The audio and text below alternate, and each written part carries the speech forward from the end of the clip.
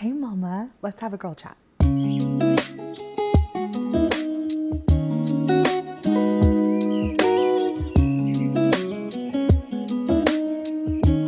Hi there, welcome to my channel. My name is Imani. Here I create faith, lifestyle content, all just as an imperfect person learning to love God's word. In short, here we don't know what's happening in the next chapter of our lives, but we are learning to trust the author. And so with that in mind, if that sounds good to you, that sounds great to me. I'm really wanting to create more content centered around motherhood. So if this video is something that's really helpful to you, really supportive to you, go ahead and click the like button. That would be amazing. And if you wouldn't mind hitting the subscribe button as well, I mean, bonus points for that. Today, what I was thinking about doing is I noticed you guys really love story time based videos. So today I'm just going to do a story time video based around my postpartum journey. I have a lot of friends right now that are about to be mothers. I have a lot of friends that are new mothers as well. In case it's not clear enough, I am a mother as well. I have a 2-year-old daughter named Eliana. She is the light of my life. She's absolutely hilarious. And I found so much of my life changed when I became a mother. And so it's something that I'm very passionate about talking about because it completely shifted everything in my life. And but for the better, So I was talking to a good friend the other day and he was asking me, he was like, hey, what was your postpartum journey like? You didn't have postpartum depression or anything like that, did you? And I was like, oh boy, did I. So I realized, even with my close friends and things, I never really talked about what I was going through during that cycle and everything like that. And I think it's mostly because I'm the kind of person where when things are happening and stress is happening, I kind of just keep my head down and I very much the show must go on, so to speak. And then once the storm is cleared and everything, I can look back in hindsight and give you a little bit more insight on what my experience was like. There was a lot going on at the time. So I think it took a lot of time to process and it took a lot of time to find the words that I would use to describe it. And I would say now I have more tools to share what my postpartum experience was like. And so I'm just gonna share that with you a little bit more. I guess the way that I'm gonna break up the story is before postpartum, little bit of delivery, and then postpartum itself. So that's kind of how I'm going to break up these. And for anybody that is brand new to the maternal world, brand new to motherhood and all this stuff, and you hear me saying postpartum a million times, let me clarify exactly what this means. So when a woman becomes pregnant, there are trimesters, so to speak. Similar to when you go to school, how there's a semester, and there's 4 semesters in a year. Well, there's 4 semesters in the timeline of a woman giving birth and having a baby. The trouble is a lot of people tend to focus on the first 3, and there's a lot of controversy on how we approach the 4th, so to speak.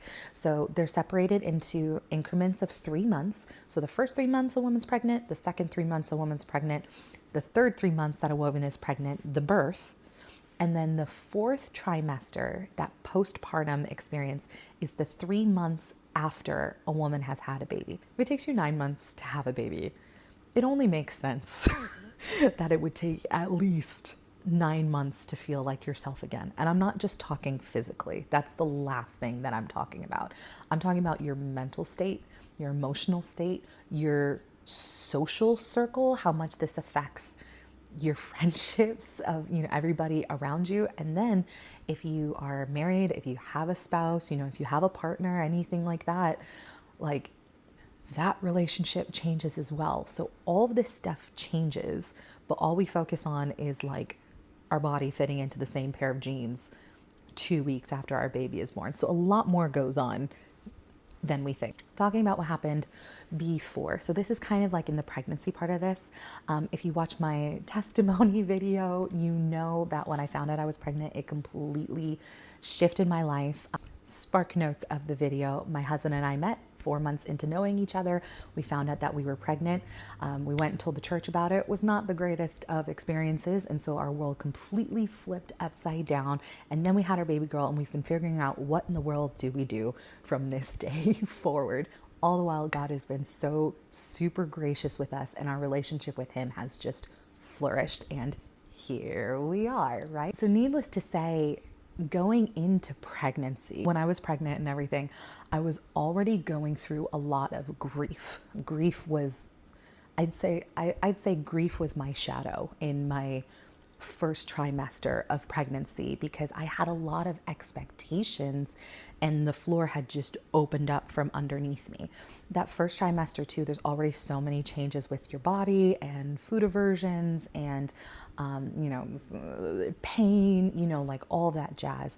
So I'd say my first trimester, there was just a lot of grief, and it took until right before the start of my second semester for that to be broken, really. I distinctly remember right before my second semester started that a lot of stuff had happened. The main thing was that I went to this small group, and the small group leader that was overseeing our table at the time, he made this really great point, and he was like, I think it's really great that we serve a God that grieves. And I was like, wait, what? And he was talking all about how we have an entire book of the Bible dedicated to lamenting, dedicated to sorrow and grief and sadness, and that we serve a God that feels, and we serve a God that does grieve. And I think that's the thing that I needed to hear, because a whole first 3 months, that's exactly where my heart was. And so something about hearing that we serve a God that grieves was enough for me to get my footing again, and just be like, okay, you know what? Well, for the rest of this pregnancy, we're going to celebrate the rest of this pregnancy. So that first trimester was really, really dark. From second trimester on, it was nothing but a party, pretty much. In my head, I've decided this is going to be a joyful experience. I'm going to enjoy being pregnant. And, I did know before giving birth to my daughter, I did know that I had a history of depression. When I was about middle school age, somewhere between 11 to 13, I had some test results of, I struggled with anxiety, because who doesn't nowadays, but I struggled more with depression than I struggled with anxiety, So I knew after I gave birth to my daughter that some of that might resurface. I just didn't really know how it was going to present itself. So then it's getting closer to the time where Eliana is going to be born, and that was a really, really special time. I had a relatively easy labor, relatively easy delivery, all that jazz. Again, I'll share that story another day. But as far as labor and delivery story, mine was pretty much as smooth as it can get. And then she was born, and she was here, and there was this stillness in the world for especially the first 3 days. But I would venture to say first couple weeks, maybe first month, something like that. She did have jaundice, and we did have a crazy pediatric experience. But even within that, and even apart from that, we knew everything was going to be okay. It was just an unfamiliar territory, and so that brings its own challenges, so to speak.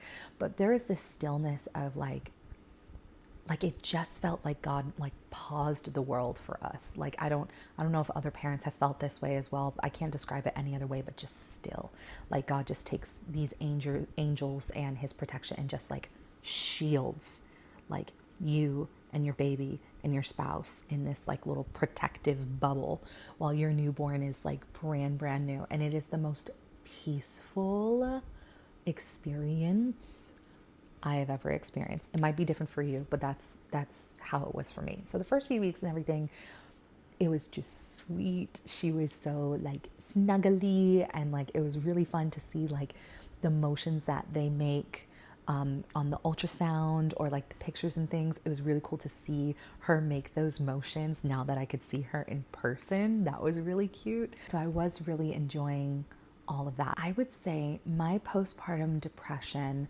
was activated by a shift in my social life.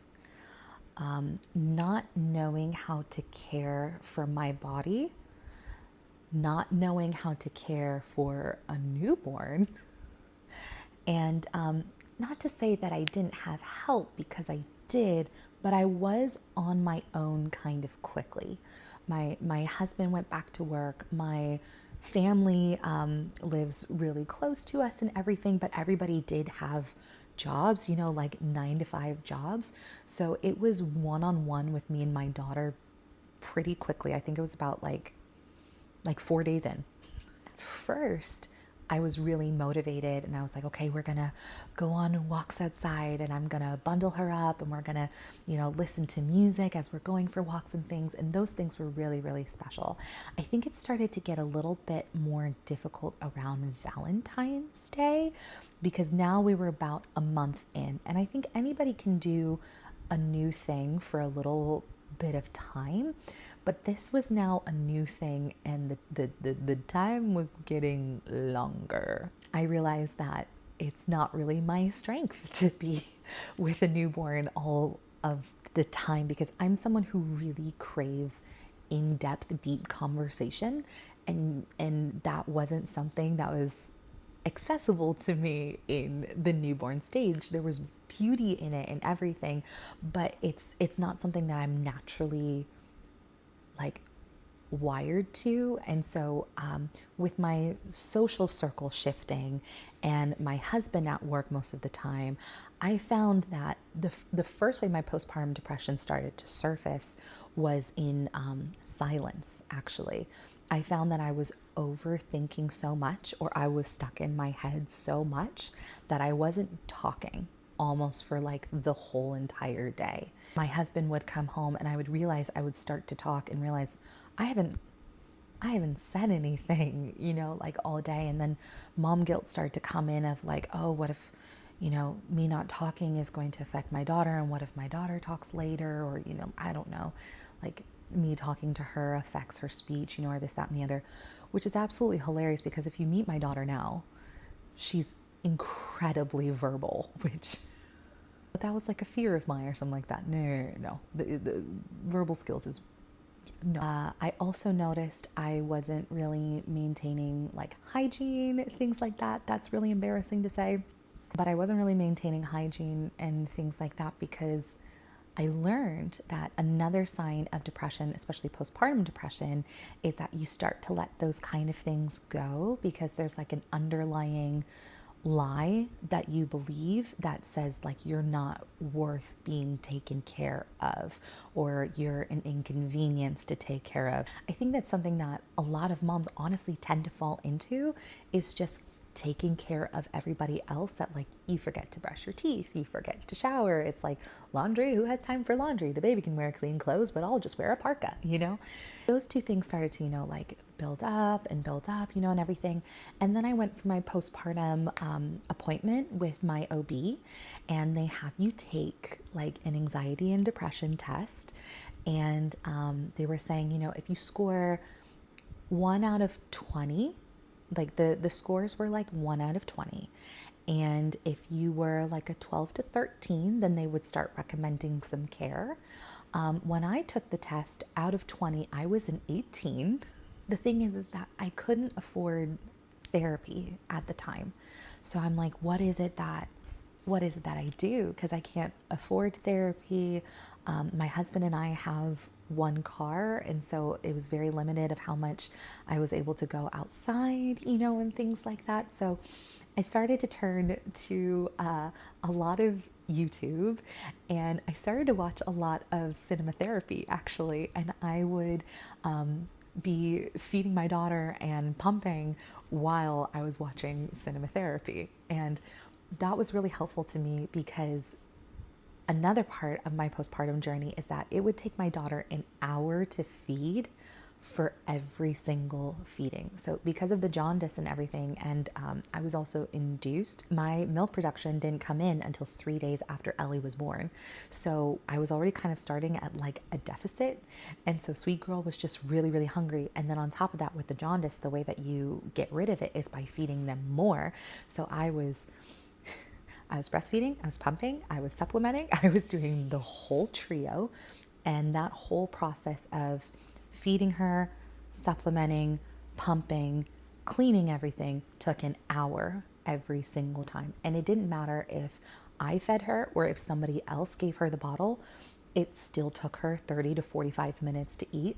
And for anybody who has had a newborn and how frequently it is that babies have to eat, this was a nightmare. So needless to say, I did not breastfeed my daughter for a very long time. I think I made it about 2.5 months, and then we went straight to formula because it was just too much to, it was too long of a process. It was too many things that was happening in addition to anything I would have to do with the home, in addition to making sure she's doing tummy time and making sure we do good outside at least for a walk and making sure I'm talking to her and reading her books and all the things you're supposed to do.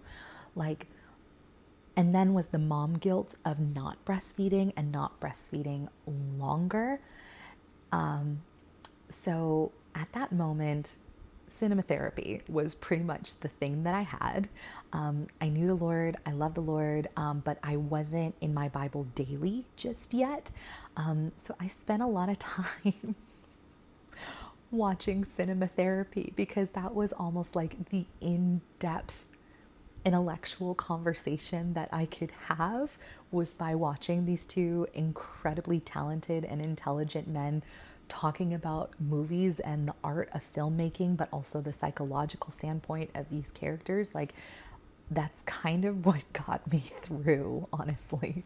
And so I think that kind of echoes, like how for every mom, something is different, like I know some moms like painting and being creative is what's best for them. I know some music is really good.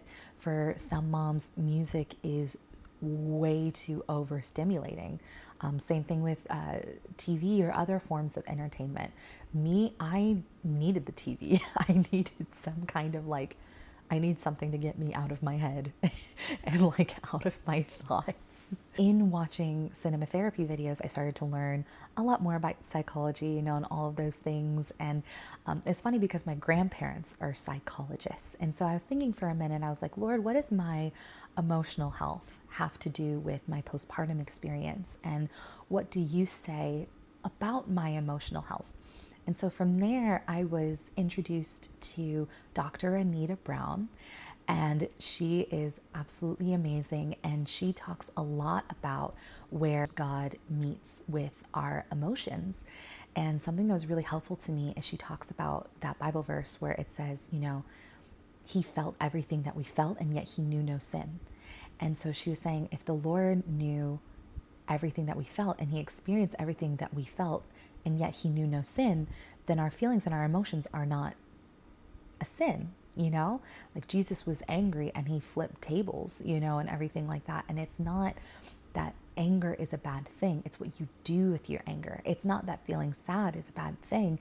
It's about what do you do with your sadness. It's about what are the choices that we make when we are feeling those big feelings. I started to tie together this world of psychology and emotions and relationship with God when I had this conversation with my best friend. My best friend is not pregnant. She actually lives a couple states away in my hometown.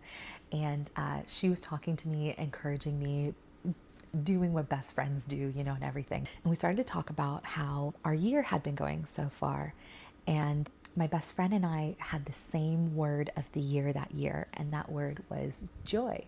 She was like, oh, it's totally fitting that your word of the year is joy with, having your daughter. Of course the word would be joy. And I was like, yeah, what has your experience with joy been like? And she was like, I feel like my experience with joy has been like joy and love. And I was like, that's really funny because I feel like my experience with joy has been joy and sadness, and where those two things collide. It was so interesting because after that conversation was probably my favorite thing that has happened with God. One of my favorite things. A lot of favorite things happen with my walk with the Lord, but especially this one. There was this day where my daughter was down for a nap and everything, and I go to turn on cinema therapy, or something like that, and I go to try to watch some videos on Dr. Anita Brown. I try to research. I'm like, okay, they say this about my feelings and that about my feelings, and this is what I'm supposed to do, and that's what I'm supposed to do. Maybe I should watch a Bible sermon. Maybe I should read my Bible more. Maybe I should do this. Maybe I'm supposed to do that. Maybe I'm supposed to do this. And just my head is flooding, circling of like, what do I do to make the situation better? What do I do to be a better mom? I'm not doing enough. I'm not doing enough. And I was just like, Lord, I was like, I'm sorry. I just need to put on a Disney movie. I'm sorry. I'm like, I would love to worship you for an hour to different songs. I would love to, watch a sermon or something like that. I was like, you know what I really want to do? I just want to sit on the couch and put on Disney Plus and just watch a movie, honestly. And so I did. And I didn't realize the movie that I was picking, but the movie I picked was Inside Out. And of course, why am I getting emotional about this? Because it was just so much like, I got to get to the point. Anyway, of course, of all the movies for me to watch, I picked Inside Out. And if you haven't seen Inside Out, it's about a little girl and the emotions that are happening inside of her head. And the two main characters in Inside Out are joy and sadness. And I didn't even realize that that was the movie I was picking. You can say whatever it is you want. You can say, oh, subconsciously you're picking it. I fully believe it was the Holy Spirit just meeting me where I was. And I just thought it was really, really sweet how I felt like I had to do more and go harder and work harder, and nothing that I was doing was good enough. But the second that I just let go and just was who I authentically was, of just like a girl who just wanted to watch a Disney movie, I thought it was so beautiful that God met me there and wanted to be there with me, that he was just like, yeah, I'll sit with you on the couch and watch a Disney movie. Better yet, I've got the perfect one for you. You've been talking about joy and sadness. I've got the perfect movie for you. This was the season where I really felt that the verse Isaiah 40:11 really came to life. But I really love this verse because it talks about how God is gentle with those who have young. And I needed to hear that. And when I think about my postpartum experience, that is the exact part of God's character that comes to my mind, that he is gentle, and that he is gentle especially with those who have young. So for anybody that's going through their postpartum experience, whether you feel like there's a mental fog, whether it feels like you don't know when you're going to start to feel like yourself again, it's really helpful to know that a gentle God is waiting for you. That in this season of life, this isn't the season to hustle. This isn't the season to push. This isn't the season where what you're doing isn't good enough. This is the season where your best is more than enough. This is the season where you rest. This is the season where you just let everything go and let God take care of you. So I know you have financial stresses. I know you have fears of the future, fear about job, about provision for your family, about the future of your baby, everything like that. But this reminds me of the Proverbs 31 woman and how she talks about she has no fear for the winter, for all of her children are clothed in scarlet. And I think it's really beautiful because her children are not clothed in scarlet because of anything that she's done. Her children are clothed in scarlet because they are God's children, that before they were ever our kids, that before you were ever connected to your partner, your spouse, anything like that, before you and your husband were ever together, your husband was God's before you knew him. Your children belong to God before you ever knew them. And so your family is going to be taken care of because they are God's family before they were ever your family. And there's something really relaxing about that and soothing about that, that everything that you think you need to keep together, you don't have to. That your freedom is not in control. Your freedom is actually in surrender. That a lot of moms, we tend to go through this thing more than once where we just wish that somebody would take care of us. But I think the beautiful thing is knowing that someone is taking care of you, and that he's singing songs over you, and that he is speaking tenderly to you, and that he is gentle with you as you are caring for your little one. So honestly, when I look back at my postpartum experience, I actually have a lot of joy looking at my postpartum experience, specifically that fourth trimester. Now, I was not the kind of woman that bounced back to feeling like myself 3 months after my daughter was born. My daughter is 2 years old now, and I can confidently say that I'm the kind of woman where it took 2 years not to feel like who I was before, because I will never be that, but to be confident that the woman that I am today is somebody that I like. And I don't think that's something I was going to be able to say 3 months after my firstborn, especially. Like, that was going to take time, and I didn't want it to take time, but that was going to take time. So I know some moms after that fourth trimester, they're absolutely great. I know some moms it takes 6 months. I did start to feel a little bit better around 9 months, but the more time that went on, the better I felt. Now, bear in mind everything that was happening after my daughter was born. My daughter was born in January, and my husband and I got married in October. So it was a stress of a year. So part of my depression was coming from that. Part of it was coming from planning a wedding at the same time. And I also went solo in my business in the same year. So all the adult things you can think of, I don't know why I just thought, let's just take them off like a band-aid. Let's just do them at the same time. So I definitely don't recommend that. But as far as my postpartum experience, that was just one story that I really wanted to share with you. And I hope those verses are encouraging to you, mama, if you are about to go into your postpartum season, if you are right in the middle of your postpartum season. I really hope that those verses were encouraging to you, that whatever stage that you're in, you remember that the Lord is being gentle with you. And maybe that just gives us permission to be gentle with ourselves as well. You know, the longer time that passes, you know, of like, oh, I've had a baby 6 months ago. I had a baby 9 months ago, you know, 9 months in, 9 months out. I should be back to normal by now, you know, or even I had a baby a year ago. I had a baby a year and a half ago. Like, having a baby completely changes your life forever. Of course, it's going to take some time to be introduced to this brand new life. I hope that in sharing some of my postpartum journey with you, that you are encouraged and everything. And again, that those verses were very helpful to you. If you found this video to be encouraging, please like this video, and if you wouldn't mind subscribing as well. Again, I would love to make more videos for mothers, about motherhood, all those things. So if you have any requests or whatnot, feel free to leave it in the comments below. And I look forward to seeing you very soon. Be kind to yourself, sweetie. See you next time. Bye.